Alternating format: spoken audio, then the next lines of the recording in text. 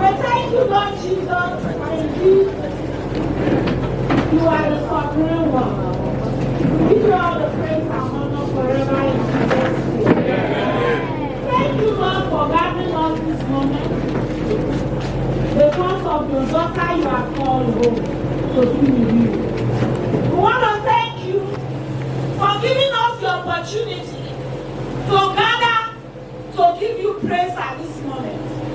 Because you did not allow your daughter to pass away untimely. You allowed her to live well and left a footprint behind. We thank you, Father, in the name of Jesus. Amen. Thank you, Lord, because until you come to take your people home, until the earth will be rolled away, your daughter will be remembered here on earth. Because you blessed her here with children that will live from generation to generation. Thank you, Father. We give you all the praise. Looking back at what you blessed her with, in fact, she lived a good life. Because our children will remember her, and the world will remember her. We thank you, Father. Lord, we give you all the praise. Because she didn't die untimely. And we thank you for this moment. As we commence in this wake gift service, we want you to come and take charge. Lord, everything we are going to do now, let it be according to your will. Because for me standing here is not as it was scheduled, but you arranged it.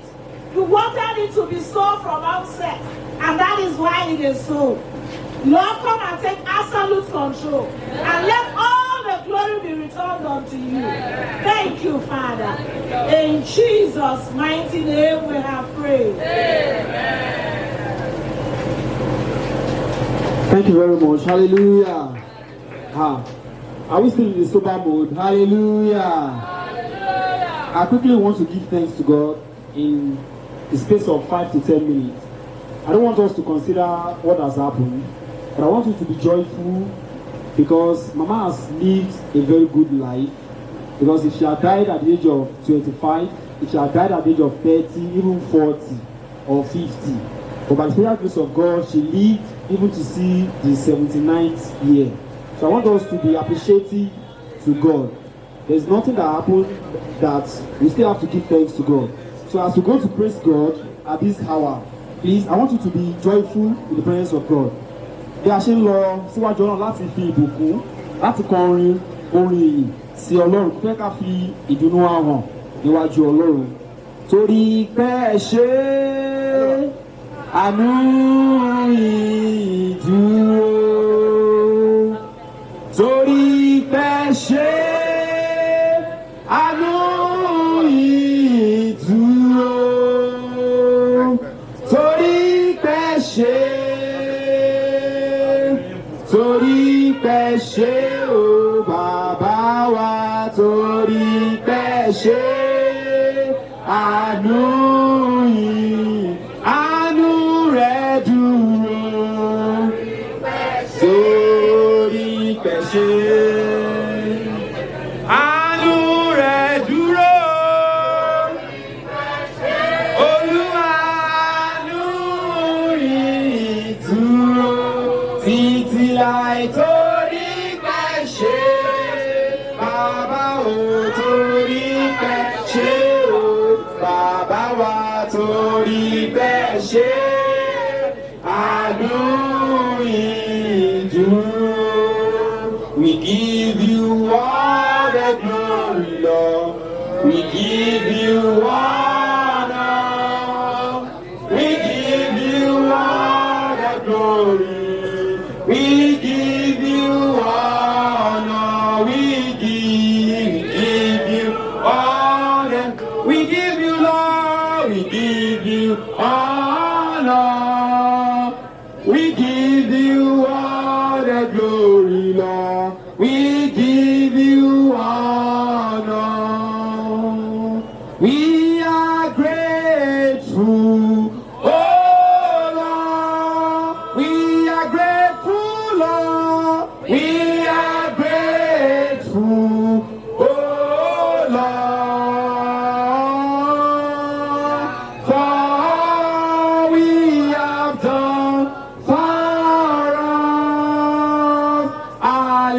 Hallelujah, we are grateful, oh Lord. We are grateful, Lord.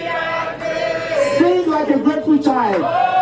Lord, we are grateful, Lord. We are grateful, oh Lord, for all you have done for us. Hallelujah, we are grateful, oh Lord. Adáwọ̀ padà sọ́dọ̀ rẹ̀. Adáwọ̀ padà sọ́dọ̀ rẹ̀. Gbogbo ògo ìyìn àtọ́lá Olúwa. Adáwọ̀ padà sọ́dọ̀ rẹ̀ bàbá. Adáwọ̀ padà sọ́dọ̀ rẹ̀ Olúwa. Adáwọ̀ padà sọ́dọ̀ rẹ̀. Gbogbo ògo ìyìn àtọ́lá Olúwa. Adáwọ̀ padà sọ́dọ̀ rẹ̀ bàbá. Adáwọ̀ padà sọ́dọ̀ rẹ̀. Adáwọ̀ padà sọ́dọ̀ rẹ̀. Gbogbo ògo ìyìn àtọ́lá. Adáwọ̀ padà sọ́dọ̀ rẹ̀ bàbá. Amen. Ká fi ìdùnnú àwọ̀ níwájú Ọlọ́run ní ìrọ̀lẹ́ yìí. Títí láyé nìyàn ọ̀la rẹ̀ bàbá mi. Ayérayé ògo rẹ̀ dídán ni. Ìyìn rẹ̀ lẹ́nu wa kò máa ní dínkù. Ọba àwọn ọba ìbà títí o.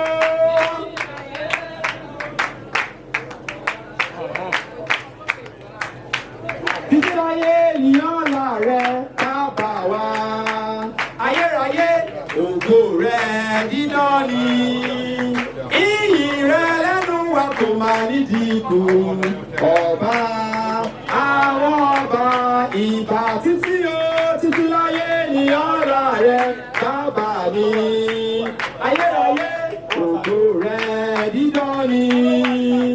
Ìyìn rẹ̀ lẹ́nu wa kò máa ní dínkù. Ọba àwọn ọba ìbà. We give thanks to God. Hallelujah. We give thanks to God. Hallelujah. Hey, we give thanks to God. Hallelujah. You are worthy to be praised forever. Hallelujah. We give thanks to God. Hey, we give thanks to God. Hallelujah. Tis like we give thanks to God. Hallelujah. You are worthy to be praised forever. Hallelujah. You are worthy to be praised forever. Hallelujah. You are worthy to be praised forever. Hallelujah. You are worthy to be praised forever. Hallelujah. You are worthy to be praised forever. Hallelujah. Ẹ ṣé o Baba. Ẹ ṣé o Baba. Ẹ ṣé o Baba. Ẹ ṣé o Baba. Baba mímọ́ ẹ ṣé o. Ẹ ṣé o Baba. Baba mímọ́ ẹ ṣé o. Ẹ ṣé o Baba. Baba mímọ́ ẹ ṣé o. Ẹ ṣé o Baba. Torí náà mo ní báyìí dá ògo Jésù Olúwa wa.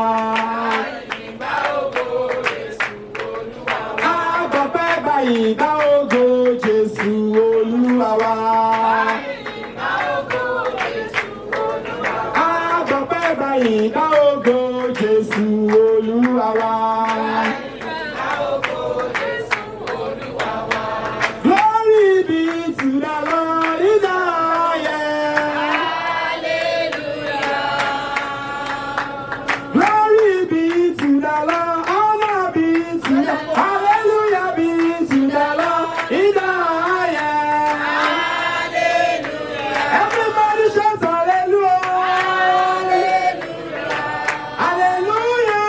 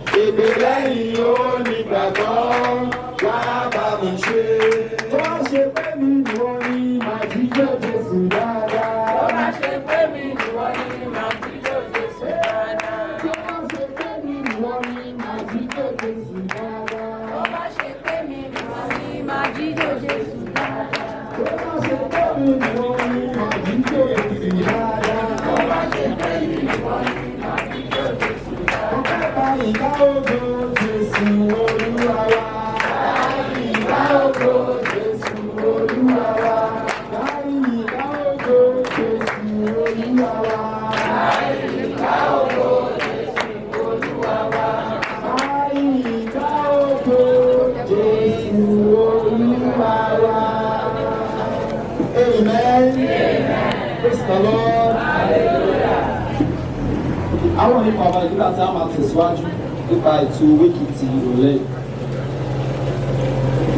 Hallelujah. Hallelujah. Hallelujah. Ẹ jẹ́ kí a tẹríba fún àdúrà ìbẹ̀rẹ̀ ẹ̀sìn orin ìdágbére màmá wa Musirat Àbíkẹ́ Akínyẹmí Jehovah Okere Jehovah Jehovah Jésù Kristi Máíkẹ́lì mímọ́ bàbá wa àti Ọlọ́run wa ní àṣálẹ́ yìí a dúpẹ́ lọ́wọ́ rẹ lórí ìgbésí ayé màmá wa Musirat Àbíkẹ́ Akínyẹmí ẹni tí ẹ pè sí òkun àyà yín níwọ̀n ìgbà tí wọ́n ti parí eré ìje wọn lórí ilẹ̀ alààyè a dúpẹ́ lọ́pọ̀lọpọ̀ lọ́wọ́ rẹ nítorí pé a ò gbọ́ pé màmá wa ìyá wèrè kan tó kú a ò gbọ́ wípé ìṣe làwọn ọmọ wa wọn káàkiri màmá yìí wáyé ayé eré wọ́n sì padà ní ayé ìrọ̀rùn Jésù ọmọ Ọlọ́run wá gba ọpẹ́ wa Ọlọ́run àgbáyé wá gba yín wa a fẹ́ bẹ̀rẹ̀ nípa ayẹyẹ orin ìsìnkú màmá wa yìí ẹ̀yin màlìkà tí ẹ kọ̀ nípa àti agbára wá gún àsáàrin wa ẹ wá bá a pé ní àṣálẹ́ yìí wàhálà ìjà tàbí aṣọ mẹ́jọ ṣẹlẹ̀ afọ gbogbo lẹ́yìn lọ́wọ́ ẹ wá gba àkóso ẹ̀yin nìkan ṣoṣo ní alápàdúpẹ́ adúpẹ́ lọ́wọ́ yín gidigidi fún ìgbésí ayé rere màmá wa yìí ẹ wá gba ọpẹ́ wa Ọlọ́run àgbáyé gba yín wá a fẹ́ máa tẹ̀síwájú ẹ máa sì wá nìṣó ẹ wá ṣalága láàrin wa ẹ ṣáfà àti omega kí ayẹyẹ màmá wa yìí kó dùn kó lárinrin lẹ́yìn ìpapòdà màmá ikú àwọ̀kú májò wọ ìdílé yìí wá o ẹ gba ìṣàkóso olè ara májò jà wọ́n ládùúgbò yìí olè májò wọ ilé yìí wá ogun ìsọdá oró májò jẹ́ tiwọn ẹ fàṣẹ sí ẹlẹ́dàá Jésù Olúwa wa àdúrà Olúwa kí a bọ̀wọ̀ fún orúkọ rẹ kí ìjọba rẹ dé ìfẹ́ tìrẹ ní ká ṣe ní ayé bí wọ́n ti ń ṣe ní ọ̀run fún wa lóye ìjọba lónìí dárí ẹ̀ṣẹ̀ wa jì wá bí a ti dájọ́ tó ṣẹ̀ wá má fà wá sínú ìdánwò gbà wá lọ́wọ́ bìlísì torí ìjọba ní tìrẹ agbára ní tìrẹ ògo ní tìrẹ láéláé àmín. Hallelujah. Praise the Lord. Àbẹ̀ṣe tẹ̀síwájú ní ètò àwékìkì ní ìrọ̀lẹ́ yìí. A kọrin láti inú ìwé orin ìrere wa. In continuation of the program this evening, we will sing from our hymn book in 321. In 321. A ó pàdé létí odò, tẹ́sẹ̀ áńgẹ́lì títẹ̀ tó mọ́ garabi kírísítálì lẹ́bàá ìtẹ́ Ọlọ́run. Lórí ìdúró wa. Lórí ìjókòó. Okay. Ẹ jẹ́ ká wà lórí ìjókòó. Let's be on our seat.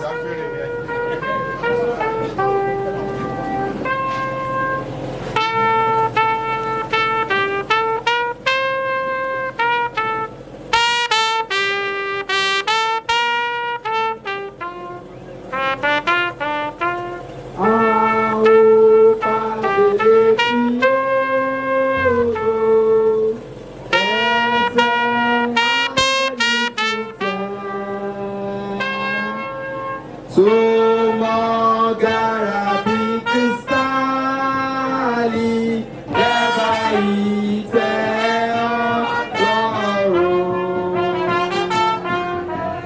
Àwọn kálẹ̀ sí odò, odò dídán náà. Pẹ̀lú àtìmọ́ni lẹ́rẹ̀bà sọ pẹ́tẹ́lì.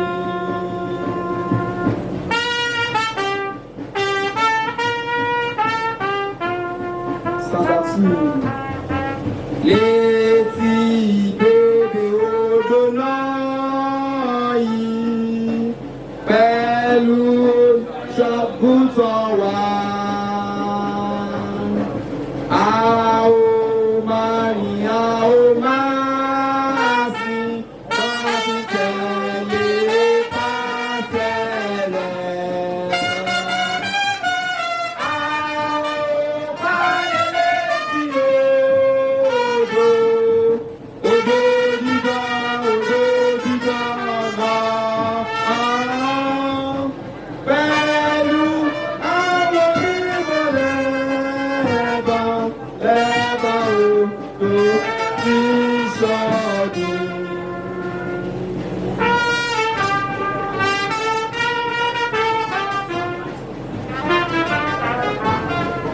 Jẹ́lẹ́bẹ̀ odò tútù mọ́ni, àwọn olóṣù ẹni wá tí ó fi yá wọn kí ó mọ̀ rí odò rẹ̀.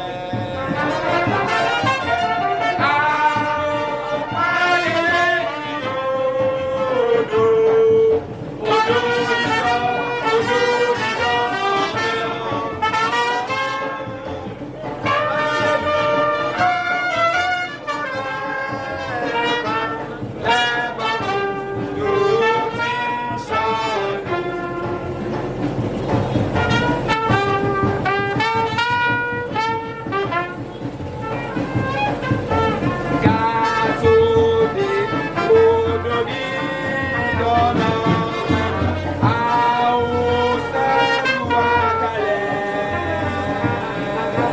Jésù yóò bá ẹrù ẹ̀ṣẹ̀ àwọn tí ó dé láyé. Àwọn kálẹ̀ sí odò, odò dídán náà. Pẹ̀lú àwọn onímọ̀lẹ́bà odò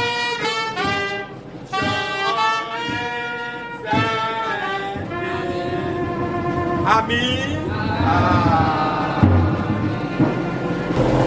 Psalm 90, 1-3. The Lord, thou art been our dwelling place in all generations.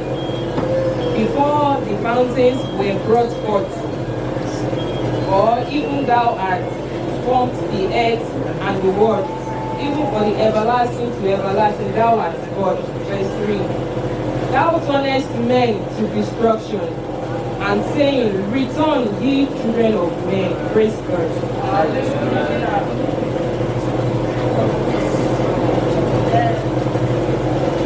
Olúwa, ìwọ ló ti ń ṣe ibùjókòó wa láti ìran dé ìran, kí a tó bí àwọn òkè ńlá, àti kí ìwọ kí ó tó dá ilẹ̀ àti ayé, àní láti ayérayé, ìwọ ni Ọlọ́run. Ẹsẹ̀ ìkẹta tí a ó sinmi fún ẹ̀kọ́ náà. Ìwọ sọ ènìyàn di erùpẹ̀ padà. Ìwọ sì wí pé ẹ padà wá, ẹ̀yin ọmọ ènìyàn. Báyìí ni a dá dúró fún ẹ̀kọ́ kan ṣo náà kí Olúwa tó bùkún gbígbà àti kíkà ọ̀rọ̀ rẹ̀ fún ìgbàlẹ̀ ẹ̀mí wa. Kíkà ẹ̀kọ́ kejì. Psalm 90 láti ẹsẹ̀ kẹrin sí ẹsẹ̀ keje.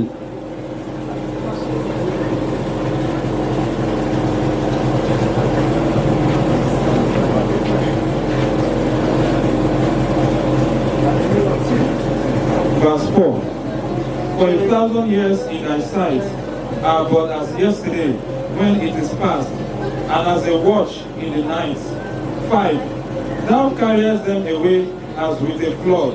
They are as a sleep. In the morning they are like grass which groweth up. 6. In the morning it flourisheth and groweth up. In the evening it is cut down and withered. Praise the Lord. Hallelujah. Orin Dábìdì, Psalm 90 verse 4 to 7. Nítorí pé ìgbà tí ẹgbẹ̀rún ọdún bá kọjá ní ojú rẹ, bí àná ni ó rí, àti bí ìgbà ìṣọ̀kan ní òru. Ìwọ́n kó wọn lọ bí ẹni pé ní sísan omi, wọ́n dàbí àlá, ní kùtùkùtù, wọ́n dàbí koríko tí ó dàgbà sókè. Ní kùtùkùtù, ó ní àwọ̀ lára, ó sì dàgbà sókè. Ní àṣálẹ́, a ké lulẹ̀, ó sì rọ. Ẹsẹ̀ tí a ti dánu dúró. Nítorí àwa ẹni pé parun nípa ìbínú rẹ̀ àti nípa ìbínú rẹ̀, ara kò rọ̀ wá.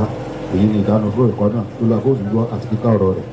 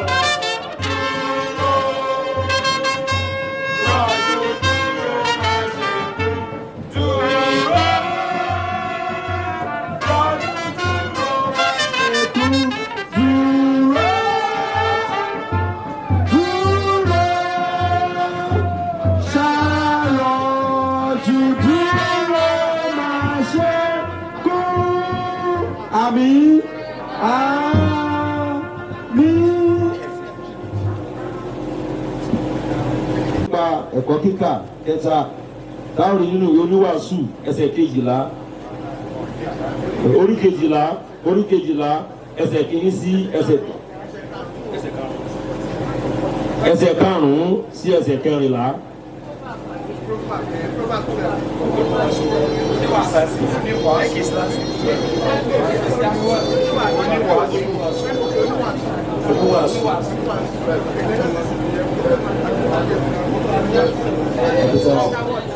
Orí kejìlá ẹsẹ̀ karùn-ún sí ẹsẹ̀ kẹrìnlá.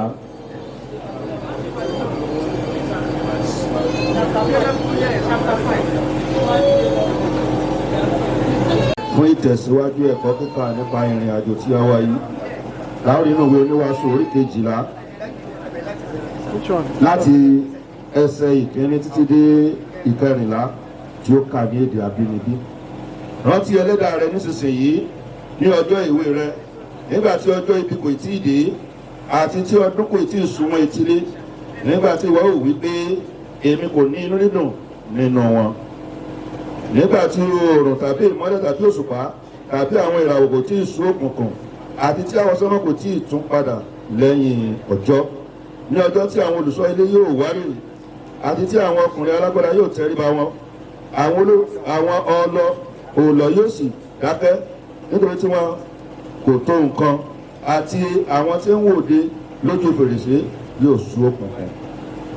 Ẹsẹ̀ ìkẹrin, tí ilẹ̀kùn yóò sì ṣe ní ìgboro nígbà tí ìró ọlọ yóò rẹlẹ̀, tí yóò sì dìde ní ohùn kíké ẹyẹ, àti tí gbogbo àwọn ọmọbìnrin orin yóò rẹ̀ sílẹ̀, àti pẹ̀lú tí wọn ó bẹ̀rù ibi tí ó ga, tí ìwárìrì yóò sì wà ní ọ̀nà, àti tí igi àlùmọ́ndì yóò tanná, tí ẹlẹ́ngà yóò di ẹ̀rù, tí ìfẹ́ yóò sì sá nítorí tí ọkùnrin lọ sí ilé rẹ̀ pípẹ́, àwọn aṣọ̀fọ̀ yóò sì máa yíde káàkiri.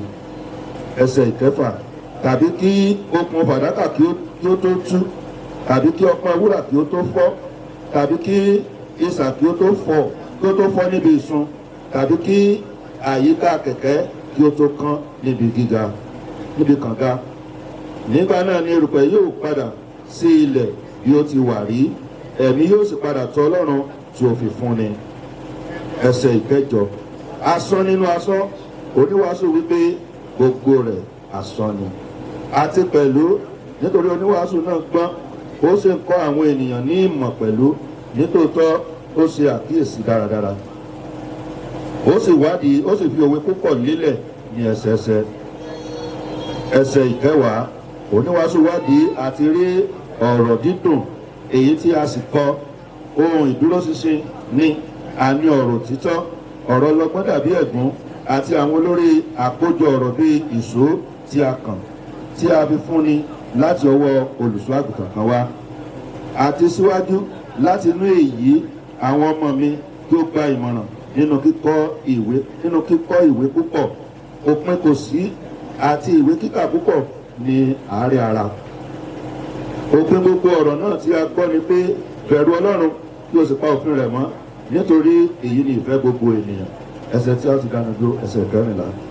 Nítorí pé Ọlọ́run yóò mú olúkúlùkù iṣẹ́ wá sínú ìdájọ́, àti olúkúlùkù ohun ìkọ̀kọ̀, ìbá ṣe rere, ìbá ṣe búburú. Báyìí ni adánu dúró fún ẹ̀kọ́ náà, kó ló wá gbogbo àti kíkà ẹ̀kọ́ rẹ̀.